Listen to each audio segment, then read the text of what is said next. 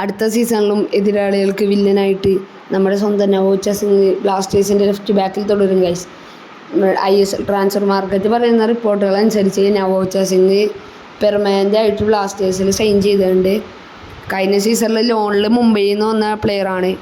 ഇപ്പം ഐബനുള്ളതുകൊണ്ട് ഒരു സബ്ബൊക്കെ ആയിട്ടായിരിക്കും പുള്ളി ഇറങ്ങണേ. എന്നാലും ഇപ്പം ആരെങ്കിലും പരിക്ക് പറ്റിയ നവോച്ച റൈറ്റ് ബാക്കായിട്ടും കളിക്കും, ലെഫ്റ്റ് മിഡായും കളിക്കുന്നൊരു പ്ലെയറാണ് ഗൈസ്. അപ്പോൾ നവോച്ചനെ നമുക്ക് ഏത് പൊസിഷനിൽ അത്യാവശ്യം യൂസ് ചെയ്യാം. ബാക്കിൽ ആയിട്ട് എന്തൊരു കളി കളിച്ചിട്ടുണ്ടെന്ന് തോന്നണേ. പിന്നെ പെർമനൻ്റിലാണ് മുംബൈ ആയിട്ടുള്ള ഇതിൽ ലോൺ പോയി ഫ്രീ ഏജൻ്റായി നിൽക്കുന്ന നവോച്ചനെയാണ് ഗൈസ് ഇപ്പോൾ ബ്ലാസ്റ്റേഴ്സ് സൈൻ ചെയ്ത്.